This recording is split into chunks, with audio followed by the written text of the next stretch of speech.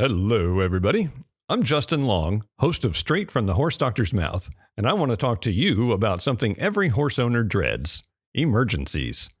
In these moments, indecision makes it hard to know what to do or if you should call your vet. That's why Dr. Latcher and I created the Equine Emergency Vet Care Guide. This is an app that walks you step by step through common equine emergencies, helps you decide when to call, and tells you exactly what information your veterinarian needs. It's not a replacement for your vet. It helps you work with them towards the best outcome for your horse. Search Equine Emergency App in the App Store or Google Play and be prepared before the emergency happens.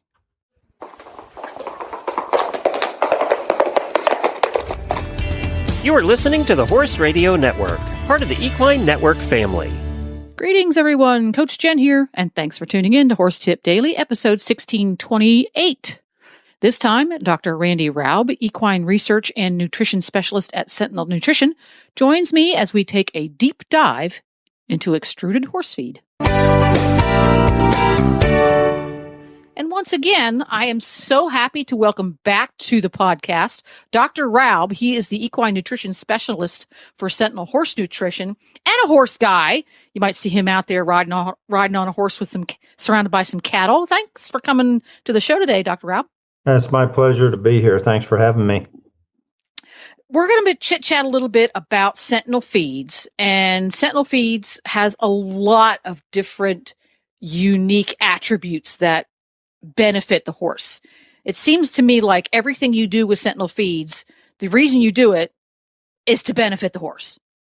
Well, I think that's what you should be in the nutrition business. That should be your primary reason for what you do, right? And if you do a good job at that, then the business aspect of it kind of takes care of itself. At least that's my perspective. You need to do things that are gonna serve the horse, and the rest of that will take care of itself. Yeah, and one of the attributes that Sentinel Horse Feeds has is the extruded nugget. What the heck is an extruded nugget? And why does it make a difference to the horse? So extrusion, I think everybody's probably familiar with it. If you look at a lot of dry dog and cat food, it's an extruded form. You look at Cheerios, Rice Krispies, they're all extruded. So extrusion takes the ingredient profile that you would have, say, if you're going to make a pelleted feed. And then an extruder is different than a pellet mill. So extrusion allows you to, for lack of a better descriptor, actually almost kind of inject air into it so you can kind of fluff up or make that pellet less dense, if you will. So that extruded particle comes out less dense and a little larger volume capacity so that you have a more porous, less dense particle that's now contains your nutrient profile. Where pelleted feeds usually are much denser, much harder.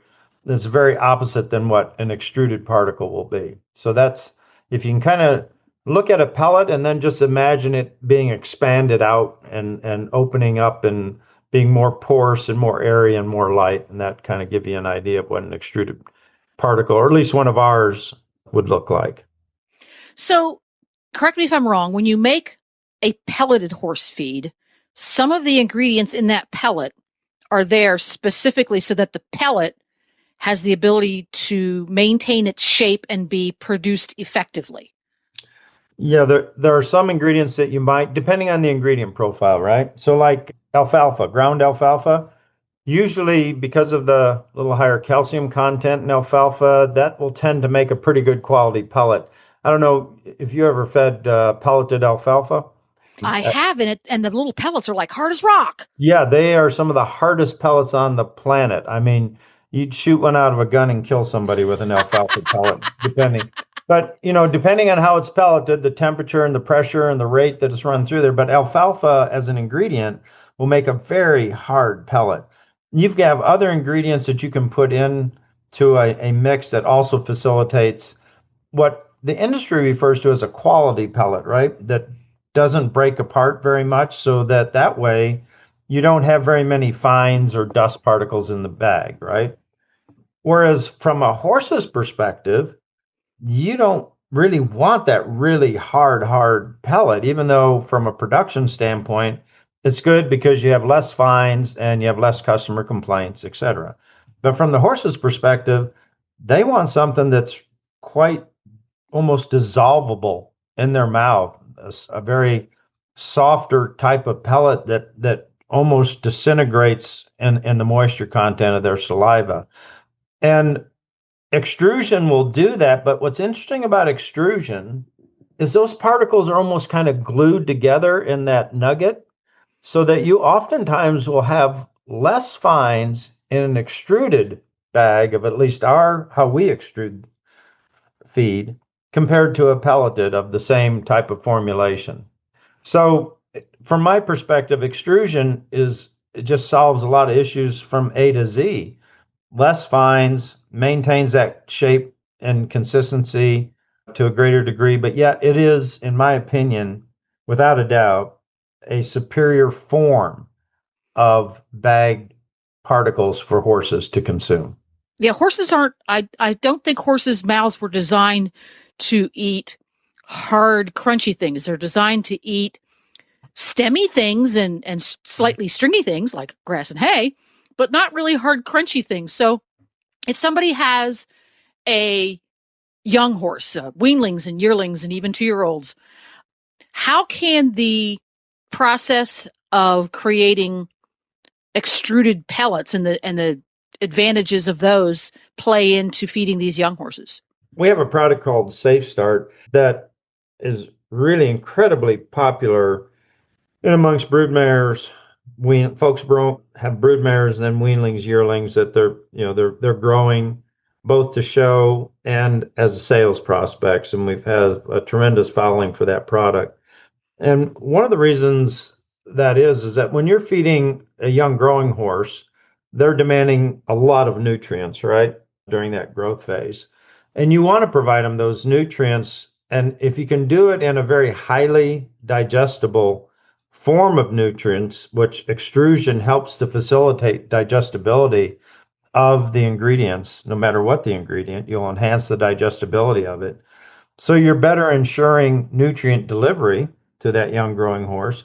You're also allows you to feed less of that feed coming out of the bag, right? Because if it's more digestible, I can feed less of it and still hit my same nutrient goals.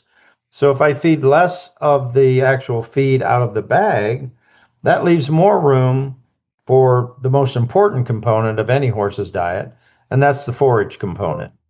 So it delivers nutrients in the most efficient manner and allows a greater percentage of your feeding program to be made up by the hay and or pasture. So that's a win-win. And so I think for those reasons, and if you look at our formulation in general and how we make sure we have the nutrient balance and symmetry of ingredients to best impact healthy growth for horses, you combine all that, and I think you have an ideal formulation to facilitate a healthy growth of young horses. So you can effectively feed young horses well. So what about horses that need to just plain old gain weight? This is a big one for competitive horses. They can sometimes struggle to keep their weight on, and they're prone to digestive upset. And because they need a lot of calories and a lot of feed, that can cause problems in their hindgut. How can these extruded nuggets help those horses? Kind of the same way that I just described for a young growing horse, right? And you're right on target with horses that are really working for a living, right? Usually that means they're getting thrown in a trailer and hauled somewhere as well, right, to competition. And that by itself is maybe the most stressful thing we can do to horses is haul them in a trailer. And as you well know, the worse the driver, the more stressful it is. So that these horses that are competing heavily on the road, tremendous amount of stress. They burn a lot of nutrients just dealing with that, not to mention what they have to fuel their workload. So for the same reason that I just described for the young growing horse, horses will get more nutrients per pound of feed out of an extruded formula than they will a traditional pelleted or textured formula. So we can deliver a higher concentration of nutrients per pound and do it successfully. And then again, leaving more room for the forage component of their diet, which always tends to make horses happier when they got a more continuous amount of forage available to them. So I think it's just such an ideal form of feed to deliver a concentrated nutrient profile to the horse. So you've chosen a horse feed. Let's say you're choosing a Sentinel horse feed for your horse. Yeah. And sometimes it's a little bit of a struggle for people to figure out which feed is right for which horse. Are there ways that we as horse owners can say, okay, I'm feeding too much of grain A to this horse or too little of this grain A? Are there guidelines for that? So you can go to a website, either if you Google Sentinel Horse Feeds or you go to kentfeeds.com. On the Sentinel page, there's actually a feed finder, right? And it asks some really basic, simple questions. And it gives you at least in the ballpark of the Sentinel feeds that might be applicable to your situation, right? So it doesn't hone it down to maybe your specific horse, but at least get you in the ballpark of feeds that you would consider. And then, of course, the other attribute that I think is great if you have access to is one of our Sentinel sales folks in your area.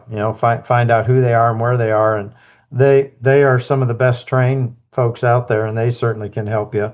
And then you can always call in to our customer service line and talk to them about what product may suit them the best for what they're wanting to do.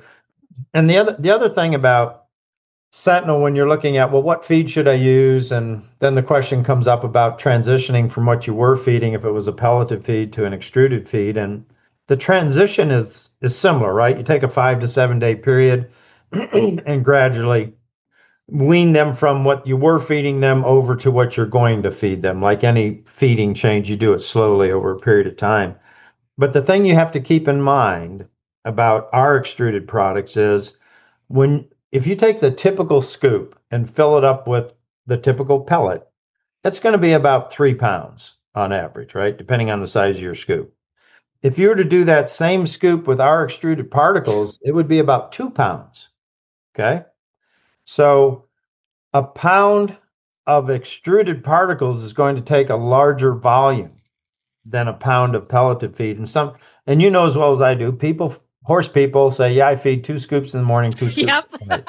Well, I don't know if your scoop is a teaspoon or a scoop shovel. I don't know what your scoop is.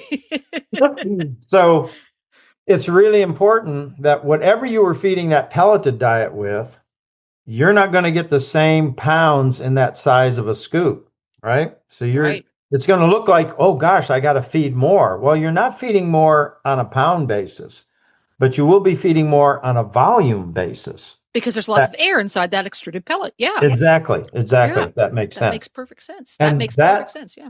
That attribute by itself should be good enough to want to feed extruded feed, because if I can provide a greater volume per pound of feed, that means I'm more closely reflecting hay and pasture. They're going to take longer to eat that pound of feed. Oh my gosh. I never even thought of that. Ding, ding, ding, ding, ding. Yeah. I never thought of that.